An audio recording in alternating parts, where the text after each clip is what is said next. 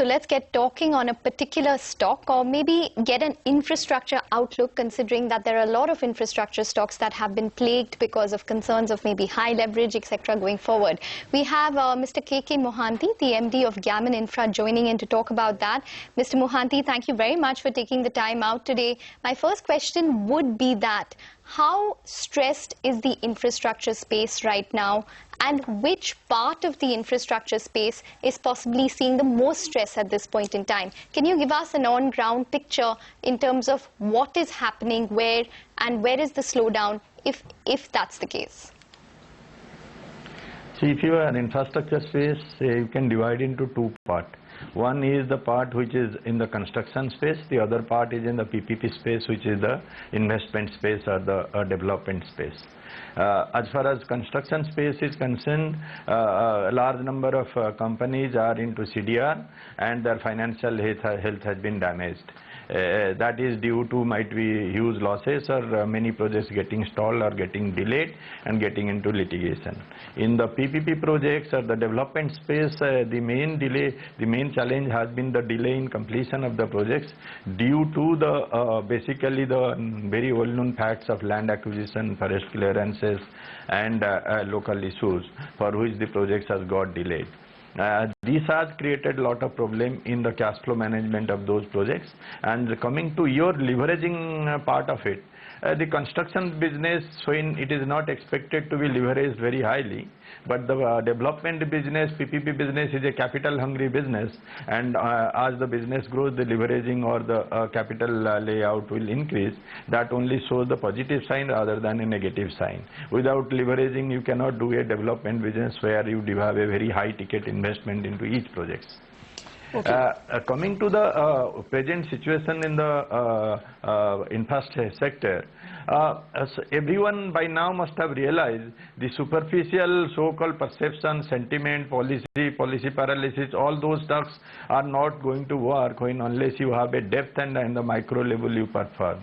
That time has over. Because everybody has become the apprehensive on performance at the micro level, that is in the infrastructure sector at the project level, that's why the things are not improving that fast.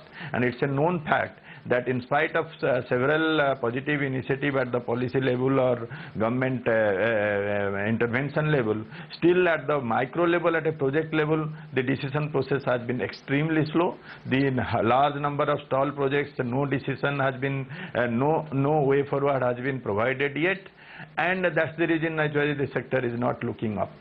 And coming to partially to the RBI policies and the monetary policy, I think some extent I appreciate the RBI position. They are putting reverse pressure in the government to perform at the grassroots level rather than just carried away by the perception and expecting everything to just automatically multiply. We need to perform at the project level in the infrastructure sector, the sector to look up, and especially to get back the confidence of the different stakeholders in the sector. Okay. No, I see your point, Mr. Mohanty, but you know, I just want to get some numbers out of the way.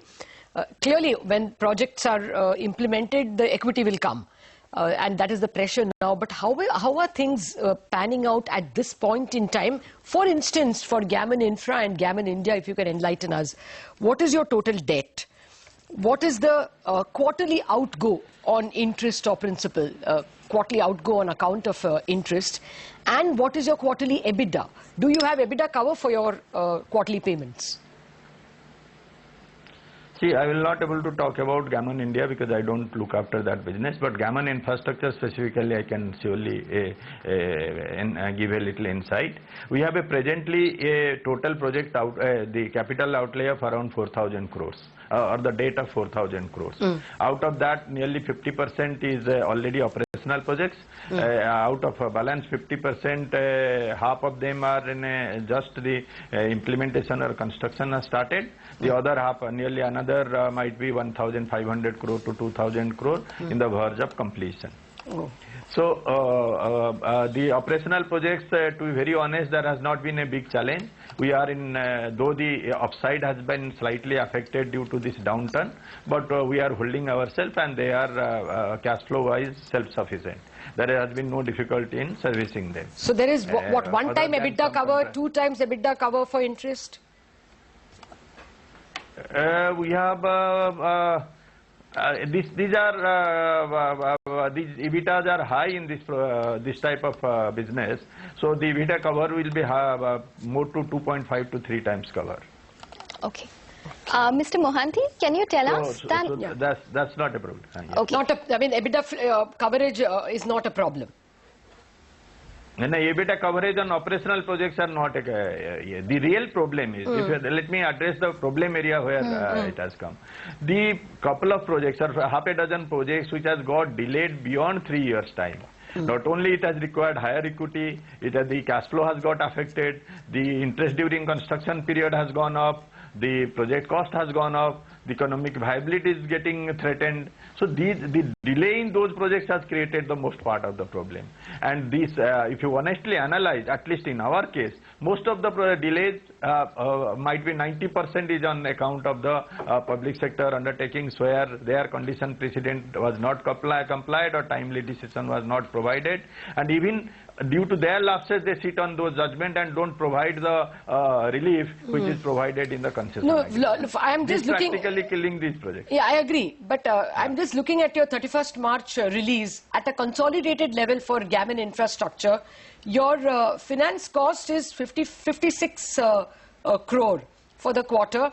And your profit, even after including other income, at an EBITDA level is 54 crores. So it's a tad less than your finance cost. No, I'll tell you that that's slightly misleading because in a consolidated level, what we have done is we have started bringing in little EPC income in the last quarter. That's why the EBITDA level is looking a little different, because in a construction year the EBITDA is hardly 10%. But if you solely standalone, you take the EBITDA of the operational projects only, their EBITDA level was much higher at the level of around 65% of the top line. Okay. So that gives and the interest is in the order of 35 to 40%. That gives a definite coverage for the interest rate. Mr. Mohanty, I just wanted to come to you with regards to asset sales at this point in time. You know, we were talking to a couple of bankers and they have reiterated how a lot of companies want to sell debt or want to sell their assets rather, but it's, you know, a difficult market at this point in time, though they are trying to be proactive. What kind of assets are seeing, you know, easier valuations as compared to the rest, and how difficult is the market to sell even a good asset? Today, naturally, the sentiment and the confidence of the stakeholders in the infrastructure sector being low, to get an attractive or forget about attractive, even a reasonable price is becoming difficult. So the real focus should be on really sorting out the problem areas. For example, in our case, if you see the 4 to 5 projects which has got delayed by 3 years to 4 years, we are just one by one trying to sort it out and find out a solution each project. And 3 of those projects are coming nearer to operation now. And once they are into operation, most of our problems will be behind us, to be very honest. For example, you see Pravara is already, we have started generating power as I speak today. The Godavari bridge we have already completed and just waiting for the inauguration this month. So the project, the road is already through. And the PHPL might be, the NHI gave a little different verdict. So we need to complete a ROBs which might take 3 to 4 months time, after which we should get a COD. So once these 3 projects are operational, might be the stretch which is there, and the company will really release a lot and will look a much better company.